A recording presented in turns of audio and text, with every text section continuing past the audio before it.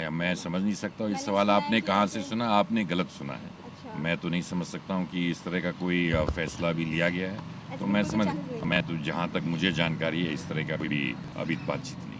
Sir, जिस तरह से अपने उत्तर प्रदेश में शीला दीक्षित को सीएम कैंडिडेट बनाया गया है, ये भाजपा को काउंटर करने के लिए ऐसा किया गया?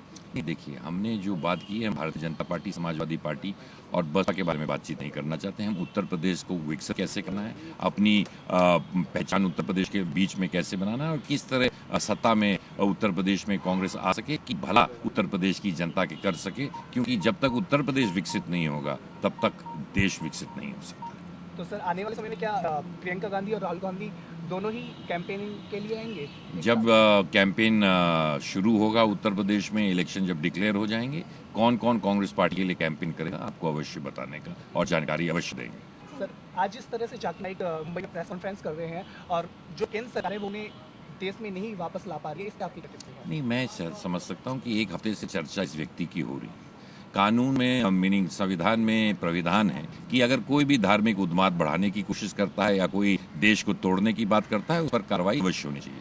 रोजाना हम भारतीय जनता पार्टी के नेताओं का भाषण अवश्य सुनते हैं। अगर किसी व्यक्ति ने इस तरह का कार्य किया है उस पर कार्रवाई होनी चाहिए। चर्चा ही क्यों सिर्फ होते जा रही है और एक हफ्ते से चर्चा देते जा रहे हैं कि इन्होंने ये किया। अगर किसी व्यक्ति ने किया है और देश में धार्मिक उन्माद बढ़ाने की बात करता है, कोई भी धर्म का हो, किसी जाति का हो, अगर भारतीय है, उस पर जो संविधान में प्राविधान है उसके खिलाफ कार्रवाई अवश्य होनी चाहिए। आपको क्या लगता है जाकिर नाइक इस्लामिक प्रीचर है या फिर एक टेररिस्ट? क्योंकि सादी प्राची ने उन्हें एक टेररिस्ट बोला कुछ दिन पहले, उनके बिहेड करने के लिए उनको बोला था, नाम रखा था। तो क्या साध्वी प्राची भाषण का प्रयोग नहीं कर रही हैं?